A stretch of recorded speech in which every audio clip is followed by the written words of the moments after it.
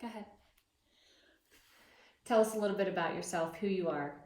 I'm Edith Winterine Binder, and I'm a widow at this point in my life. I'm the mother of 2 children, and I have 2 grandchildren, and I have 4 great-grandchildren. This is my dog, Loki. I've been a nurse all my life. I graduated, I'm seriously about that. You know, I must have been 2 or 3 years old, and my mom would say, what do you want to be? I want to be a nurse. And I was a nurse. In fact, I had a scholarship in music, and we came from a very, very poor family, and my mother probably wanted to kill me because I turned it down because I wanted to be a nurse.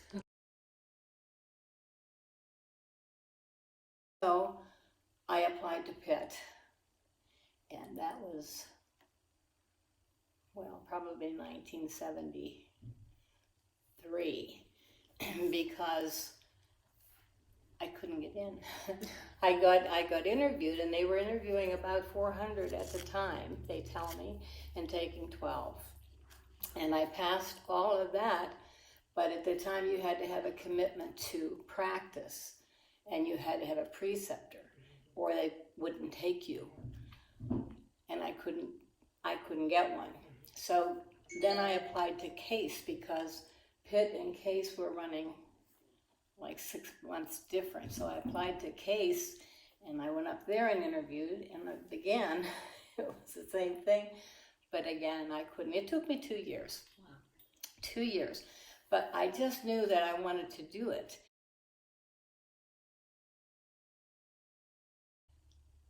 It was a hard time, because I worked hard, and at the time I was getting $7 an hour. Oh my gosh.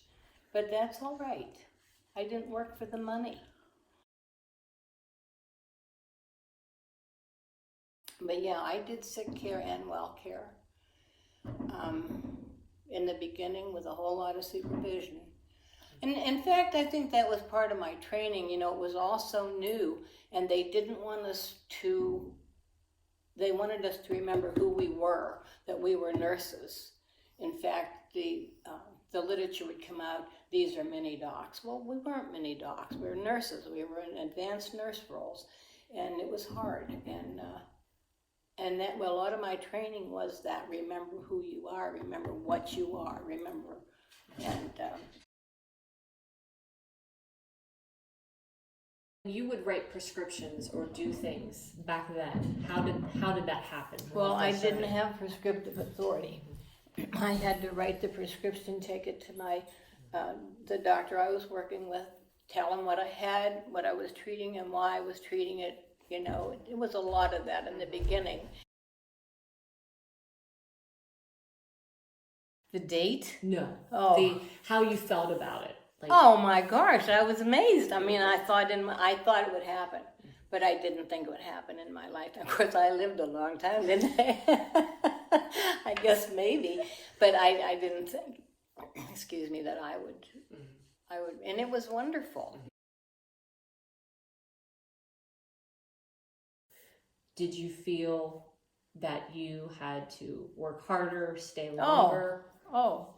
Well, I don't know about the stay longer part, because you know what? You stayed when I went to my office at 5:30 in the morning, because I wanted to review all my charts and see who was coming, what I needed, was the, you know, the health maintenance things, were they all in order, and what was the last visit. You know, I needed to know, because when I went in that room, I didn't want to be in a chart. I wanted to be with my patient. No. Okay, so that work ethic's never, give it all you got, whatever you're doing. That's my work ethic. And when do you go home? When you're done. You know, we work 12, 14-hour days. No, we didn't get paid for all those. But yes, we did. Because the pay isn't the check. The pay is the people that got better, or being with the ones that didn't. You know, this day and age, when you have so many minutes to see a patient, it kind of, I'm not sure I could practice today. I'm not sure. Because, you know, you go in with a sinus infection, you know, you can do that in 10 minutes. But as you're way out and the patient starts to cry and you turn around and they say, well, my son was just diagnosed with leukemia, you don't walk out. I probably never gave a patient as much as they gave me back. And I don't know how to explain that, except Sarah, you know what I mean. When you see them physically get better, yeah, come on, you know what kind of pay is that? And even when you see them able to accept where they are and the terminal part of things, and you're part of that. Don't give me this, don't cry for your patients, because I cry for my patients, and I did cry for them, and I don't think that made me less of a person.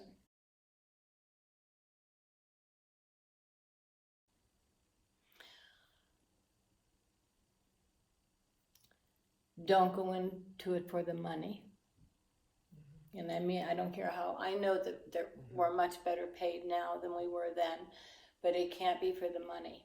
I don't even know if I knew what a nurse was, but I wanted to be one. And it's a calling. And I know that sounds yucky, but it is. I mean, you know if it's yours. I mean, you give up a scholarship in music when you don't have 2 cents to your name. What do you call it then? I mean, you have to want it that bad. You have to want it bad enough to go through 2 years of being turned down. You have to want it enough to sell all your insurance to go to school. You have to leave a 9 and 11-year-old kid.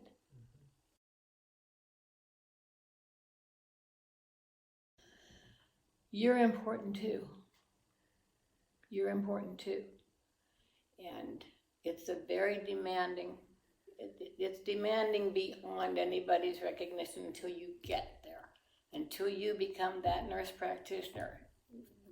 No one's going to understand what you go through, but you're important too. And if you have to take some time, take the time. If you have, take the time to be good to yourself. Your kids are growing, and they're growing quickly. And it's kind of hard because, we're so dedicated to what we do, and we want to do it so well, that it's very easy to put things second place when they shouldn't be. So make sure that your family and that yourself is a top priority too, because then you can be the best of what you have to give to others.